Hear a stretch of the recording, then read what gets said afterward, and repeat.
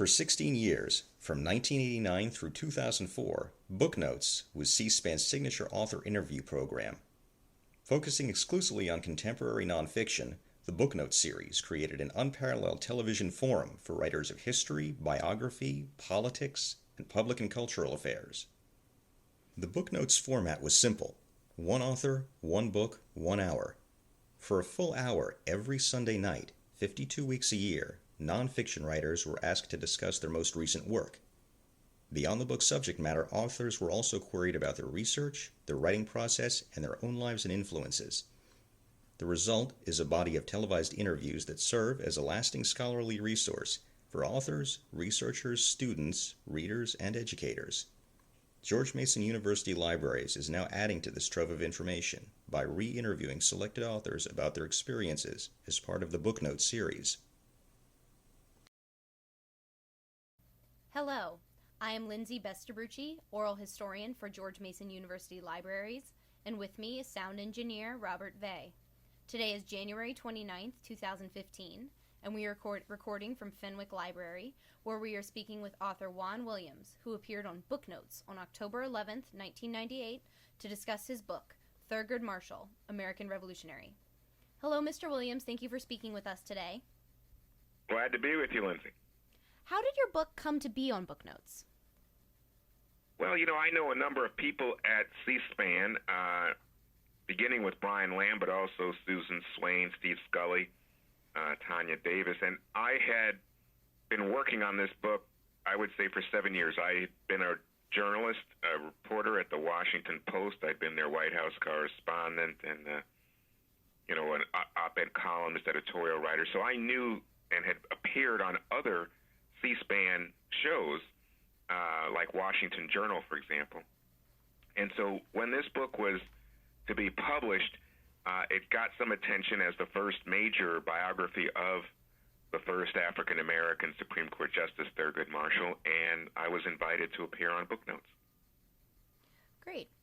And how did you prepare for your appearance on Booknotes? Well, that's an interesting question because it was so different for me than any other appearance that I had to make in conjunction with trying to sell the book and to raise awareness of the book as it was being released. So I took a lot of notes because in all honesty, I was in fear of Brian Lamb. I just thought to myself, gosh, he comes prepared to these interviews in a way that I don't think any other interviewer in TV does. So I wanted to be sure that I could handle Brian. It felt like I was going into a bout there.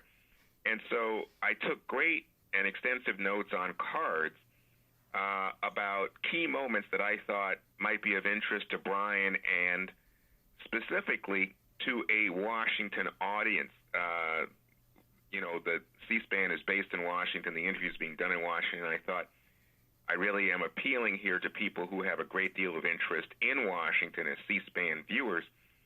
And the idea was that more so than, let's say, if I was talking to a group of people who are interested specifically in the law or in African-American history or Baltimore City history or any of the ways that you could approach a work on Thurgood Marshall, here I was talking to people who are very interested in the history of Washington, D.C. So, for example, I remember that I paid a great deal of attention in the run-up to the Booknotes interview to the relationship between J. Edgar Hoover and Thurgood Marshall. J. Edgar Hoover has been the director of the Federal Bureau of Investigation and had, you would think, given the history, would have been an antagonist to Thurgood Marshall, who was the head of the NAACP Legal Defense Fund for a time and, had his clashes with Hoover early in his career over the use of FBI agents down south. But once Marshall comes into the federal government as Solicitor General to President Johnson, he develops a very different relationship with J. Edgar Hoover. And at one point, I remember thinking I wanted to make sure to mention to Brian Lamb that Hoover has a birthday party, and Marshall is invited to the party and is allowed access to a special elevator, all this. But anyway, I just thought it was very interesting that you would have these two major Washington figures who would come into some kind of congruence, while the most of the national audience would think that they were antagonistic. That's very interesting. So you mentioned that you yourself took notes in preparation for your Booknotes interview. Brian Lamb also took extensive notes actually within the books of the authors that he would be interviewing. You mentioned how prepared he was before the interview. Do you think that this type of preparation is normal for interviewers, and how did it change your interview experience? Well, obviously, because he's well prepared, I'm a person who watches book notes, and so because he's well prepared, I felt like I had to be prepared, in academic terms, to defend my thesis, and so it changed my worldview, because this is unlike any other interview that I'm going to go into, and I guess the fear that I would have as an author in that situation is to be coming to the point where the book is being published. There's so much in your mind. You've been through, for me, years of research, and not everything is at your fingertip. Not everything is coming right off your tongue, and you just want to make sure that if there's a specific incident you want to highlight, that you do have those details in the forefront of your mind, because Brian is going to ask. He's going to take it to another level. He's not going to be satisfied to stay on the surface or to be glib or superficial about the interview. And so as an author, I greatly appreciate it, but it's also a challenge.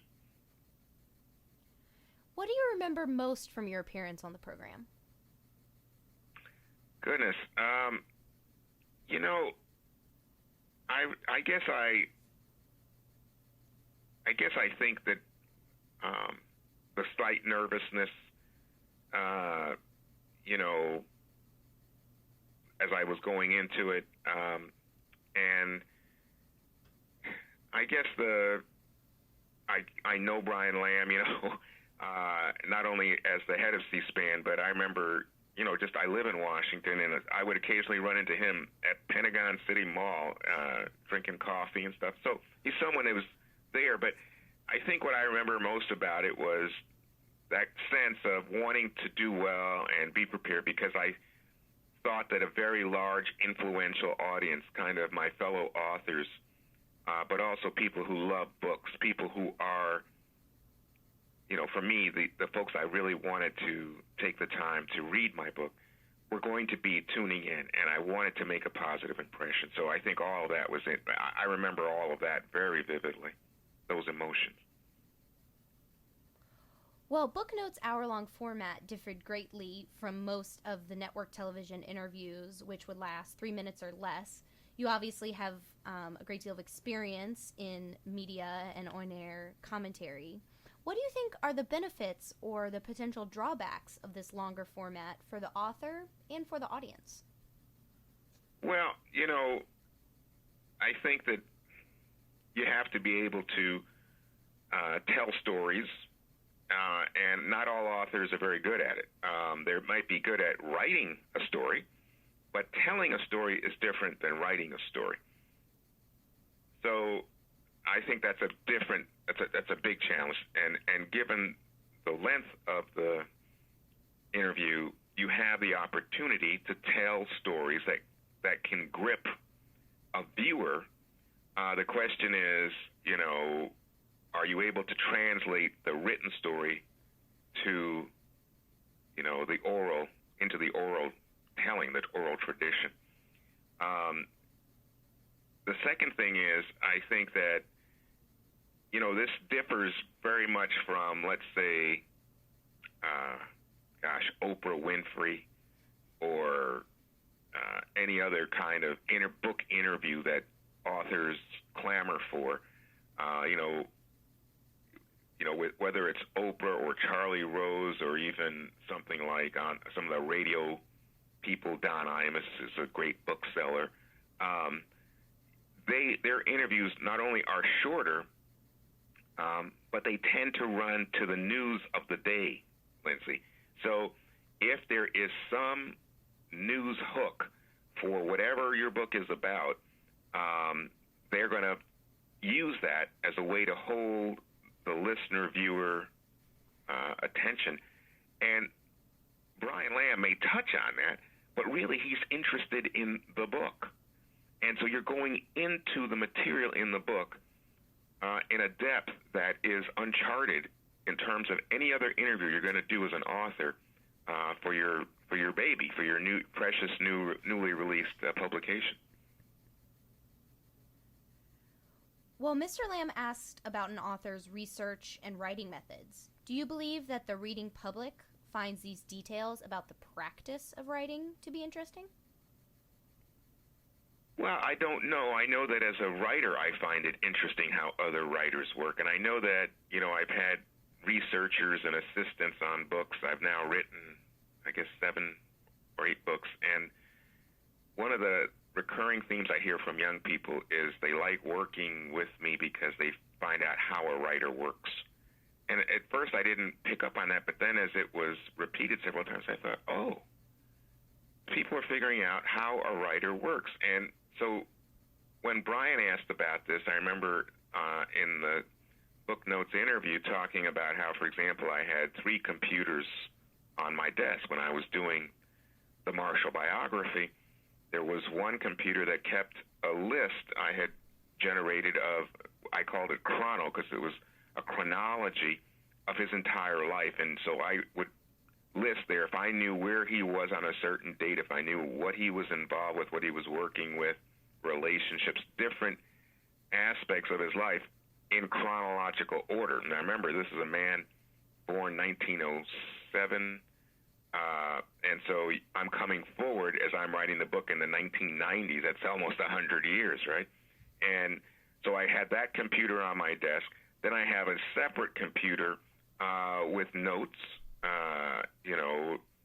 just kind of biographical notes, book notes from other books, research notes, etc. And then I have the computer up that I am writing on. So I was describing this experience, which was different than in other books I had written. I think this was really, for me, using computers to write in a way that I hadn't before. And so it was of great interest to me as a new way of approaching the writing process. I don't know if other people were interested, but for me, it was an opportunity to reveal something that actually no other interviewer has ever asked about. Well, Mr. Lamb also frequently asks guests biographical questions. Did that surprise you? And is this generally different from most other author interviews you have experienced?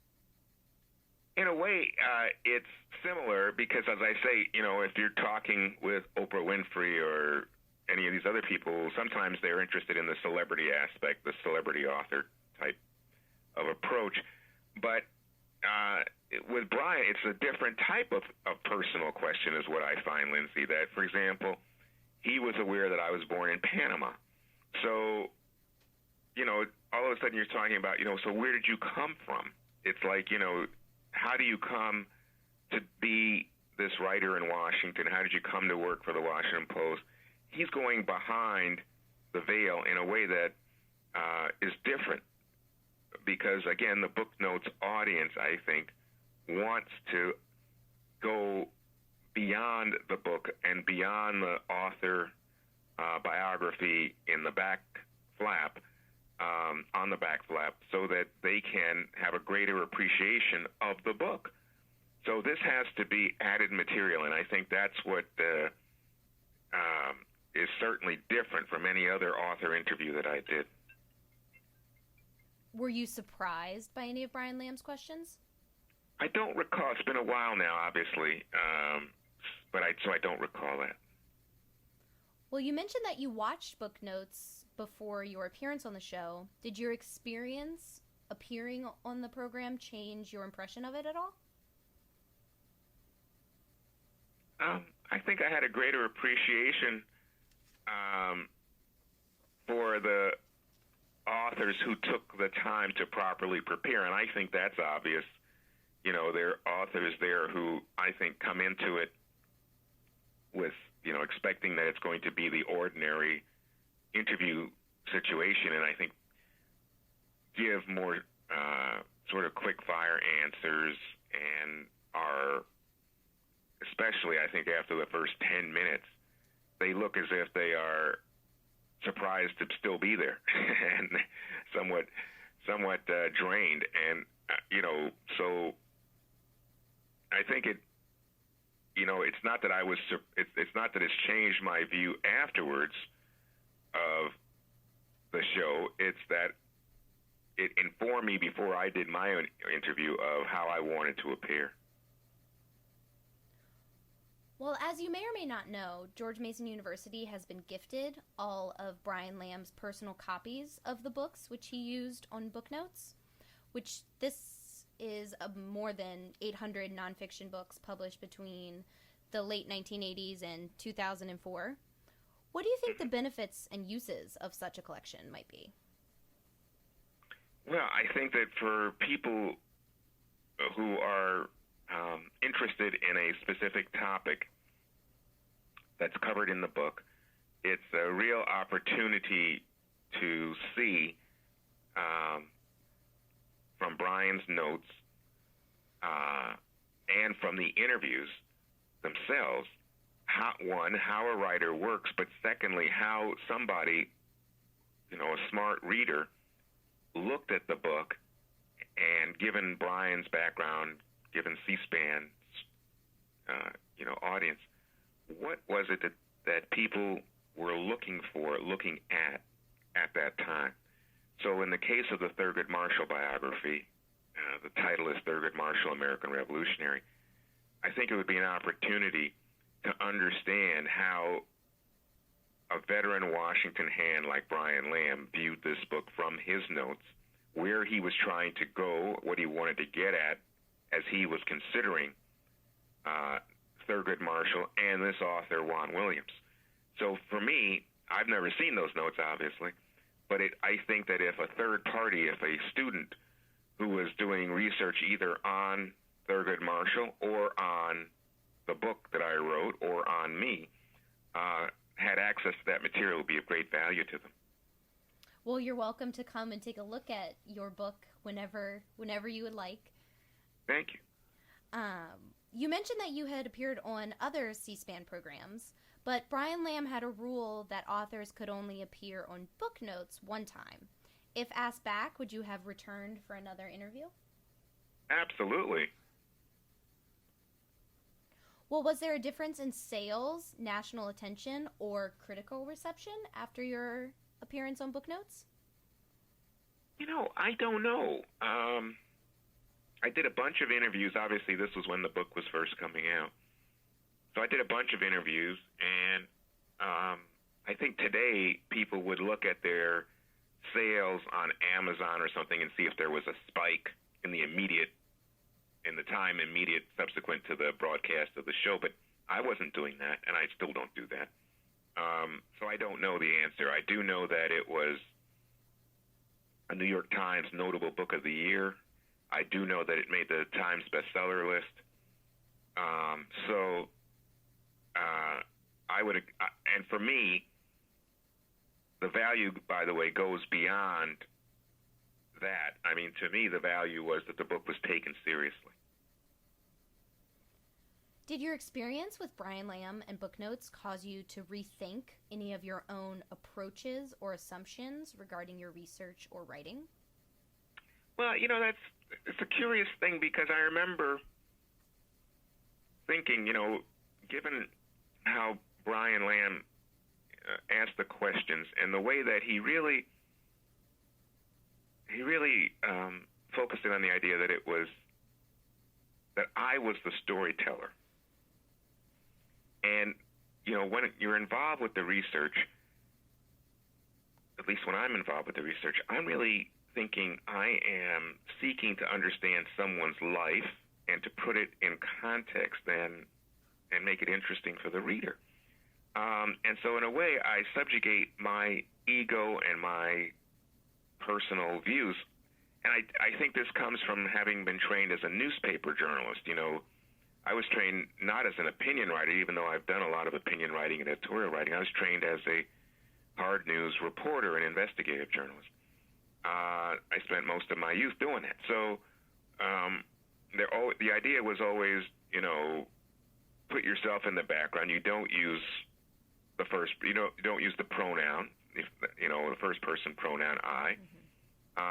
And the idea that somehow this is the life of Thurgood Marshall as told by Juan Williams struck me as a little odd. I was thinking I'm doing the best job of telling the life of Thurgood Marshall, no matter who the writer is. But after the Brian Lamb interview, it just occurred to me, you know, the reader wants to hear your voice more, and the reader wants to feel some identification with the writer.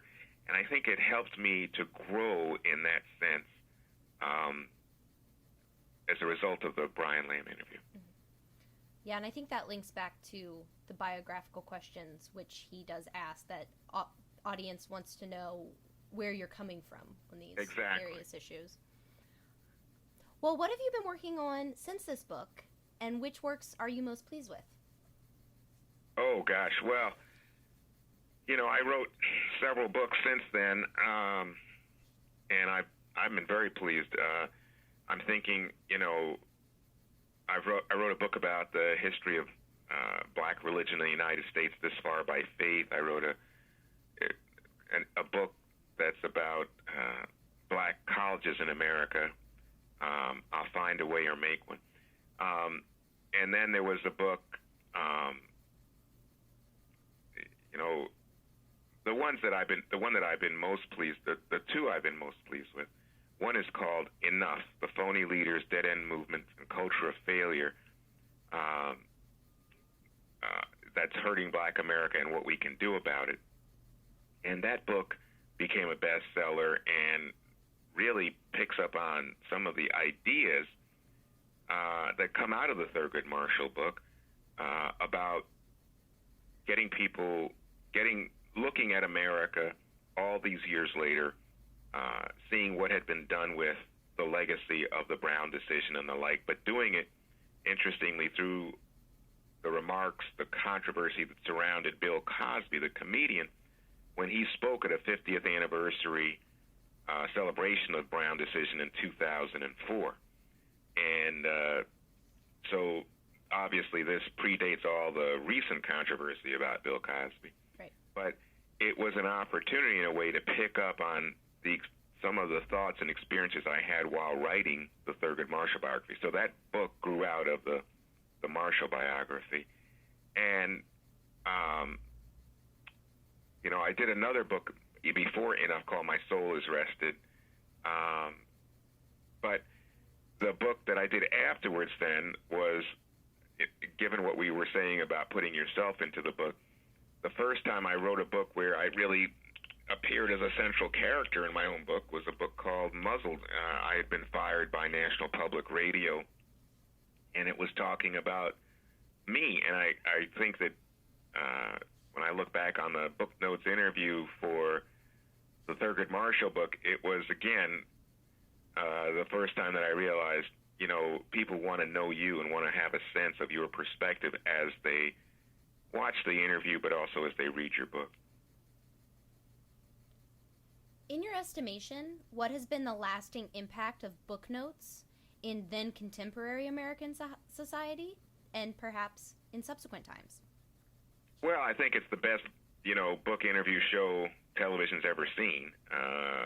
You know, I'm obviously, as I mentioned earlier, if you're an author, you'd prefer 60 Minutes or Oprah because they're so commercial and they'll get you lots and lots of exposure to casual folks who might wander into the bookstore to pick it up. But in terms of an audience of people who are genuinely fascinated by American history, people who are, in the case of Thurgood Marshall, principals in his life, people who may have known him, lived, they watch Booknotes much more, I think, than any other of these shows. So, it's a different audience. I think it's a much more specifically history-oriented, book-oriented audience.